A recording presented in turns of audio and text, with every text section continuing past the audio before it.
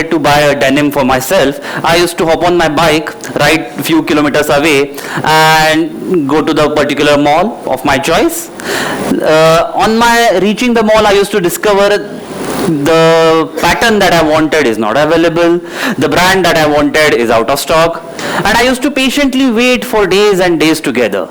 I used to come back again after certain days, and on one final day, as a king, I used to grab that jeans, walk out of the store, feel as if I'm the only person who has that jeans. Cut to 2023. Last week's example. I was boarding my morning flight. I discovered that my jeans is torn out at the bottom. I had some time before my flight departs. I opened my e-commerce app, and within few seconds that e-commerce app already knew my brand preference, that the e-commerce app already knew my size, and it only showed me what I wanted. The choice was only between the color and the pattern. For that sake, I chose that, and then I ordered it, got busy with my assignments.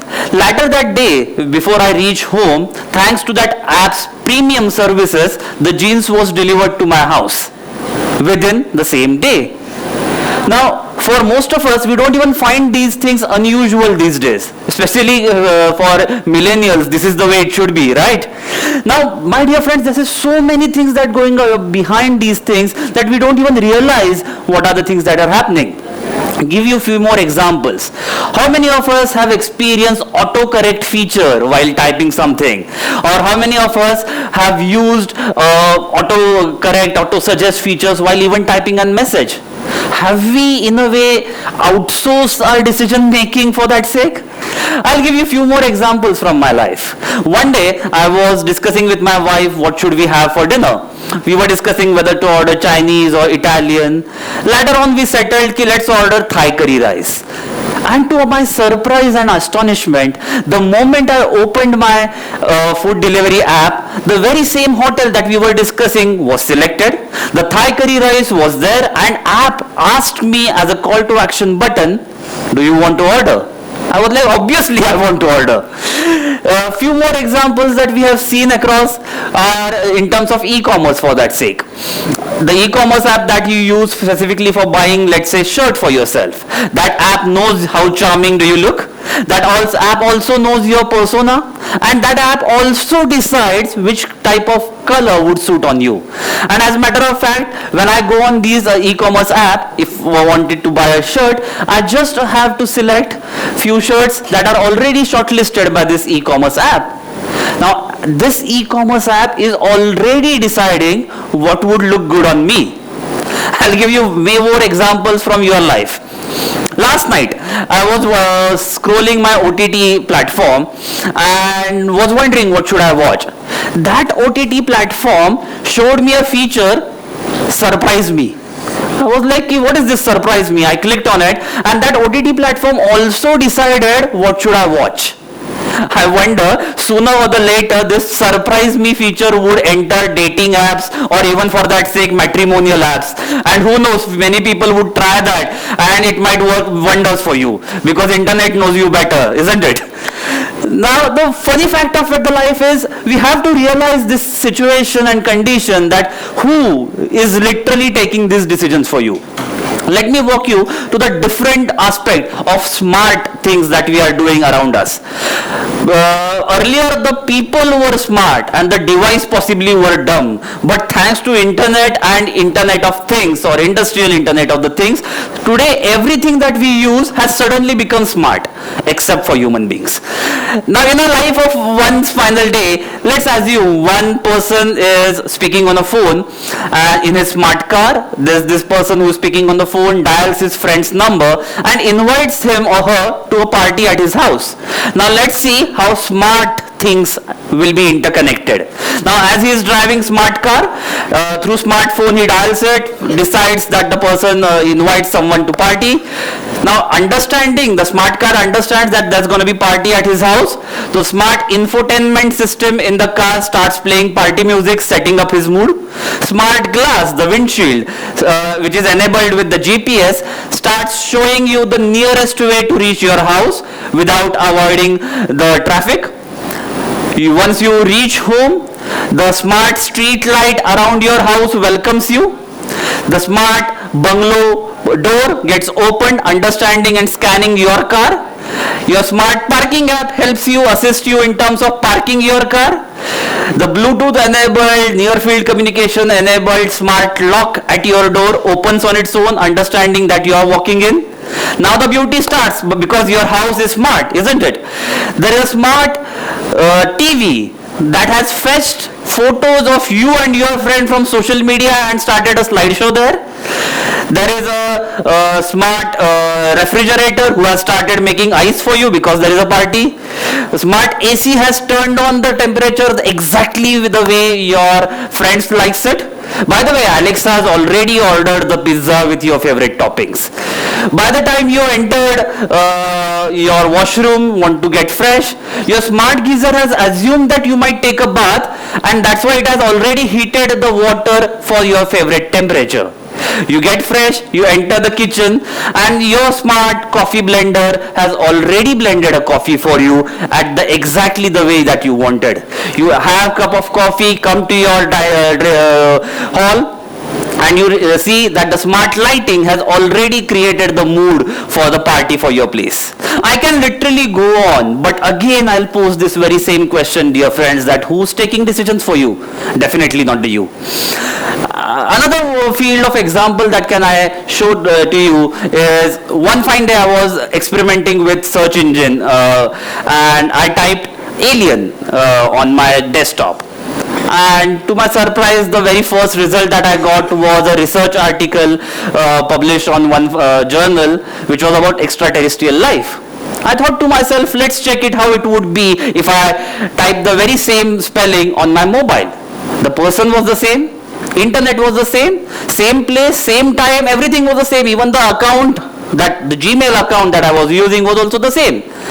But you won't believe, in the realm of reality, AI has revolutionized so much that my mobile, which I use for watching more videos and seeing OTT platforms, showed the first result as Alien, the animated film which was produced in 1992. Same place for two different reasons. And that was the alarming moment for me, my dear friends, because now these systems, these digital transformation systems, are not only understanding what you want, but are also predicting your intuitions, and that is a greater challenge for all of us. Napoleon Bonaparte has once said that nothing is more difficult and hence more challenging than the ability to decide. I wonder what would be his connotation in today's version. If you ask me, I strongly believe that the visionary decision making happens at the intersection of intuition and logic. For AI, there is enormous amount of programming logic that is there, and with the mercy of this logic, AI systems are way more ahead than what we think of. And with the data that is getting generated, I'll give you a few facts for the life. You won't believe that today we have more number of mobile phones than toothbrush. We know what is important, right? Then if you have to look at, in India, on an average, every Indian youth spends somewhere close to 7 hours 42 minutes daily on mobile internet. Most of us do not even sleep that much, but we spend that much amount of time on mobile. In India itself, when 2016, the internet revolution happened, within the first 6 months, India saw 9 times growth in mobile internet consumption. Now imagine the amount of data that is getting generated thanks to big data, augmented analytics, simulation, modeling techniques. All these data is definitely adding the power of AI that is there today. To such an extent that today, psychologically it is proven that most of us do have ROPO syndrome. All of us mostly we have. The ROPO syndrome starts for research online, purchase offline. So whatever you want to purchase in your life, today you are going to research it online. And if you don't find anything worthy enough on digital platforms, however good that product or service may be, you are not going to buy that. You are not going to enter that service, just deciding on its digital presence. So you are in a way going to decide book by its cover. just here a digital version. Now the thing is that with this enormous amount of data that is getting created, thanks to big data, AI systems are now on the verge of even making decisions for your future. Yes, they are predicting what you would do. In industrial systems, they are even predicting who could go wrong, what could go right, and these things are happening around us. I have been into advertising field almost close to a decade, and with my experience, I'll definitely tell you the best form of advertising is the one that you don't feel that it's an advertisement, wherein you don't even realize ki this is the marketing that has happened with you. This is called as a subconscious branding or a subconscious marketing. At a conscious level, if things are happening, it is the conscious is just like a tip of iceberg. It is 1/8 of your psyche, but while 7/8 is a subconscious thing that is happening there, and these AI based decision makings are affecting your psyche at subconscious level, and because it is affecting your subconscious level, it is way more influential, it is way more impactful, and obviously it is way more dangerous. Now one may find that all these are dangers are around there, then why do even we exist? But we all should understand that we do have remarkably capable, fairly intelligent, and obviously smart autonomous systems that are able to decide and even explain the rationale behind their decisions. Yes, I'm talking about human beings, aren't I? But however, we deny the fact that we believe on human beings a lot. We trust human beings for doing several things for us. Now, my dear friends, the $1,000,000 question is, are we ready to decide and are we able to trust these AI-based systems for us? On the very fact of it, the AI-based systems are scanning your faces and telling you which color would be better for you. Even to an extent, I know few apps we have seen in the news that they are also manipulating our political affinity. There is radicalization that is happening. There is opinion mining that is happening. With thanks to NLP based voice searches, we are again adding a lot different aspects of intuitions and giving the context to the content that we are searching. And in this, friends, my dear friend, another big giant is walking towards us, is metaverse. It is around the corner, it is just on the horizons that the metaverse will be entering us. And in metaverse, the complexity will be way more increased, because you won't even understand whether this decision was taken by yourself in the real world or was this decision being taken by your avatar in the virtual world. And that's the complexity we are driving towards. So in all this case, one needs to be thoroughly aware, thoroughly educated about what is happening around them, and rather than being afraid, rather than shying away from all these things, education and awareness is going to be the key in this case. All of us know that AI-based systems predict your behavior, understands your past journey, and decides what could be your future destiny. And in this case, I would like to quote Nelson Mandela, wherein he said, "May your choices reflect hopes and not the fears." Thank you so much, my dear friends.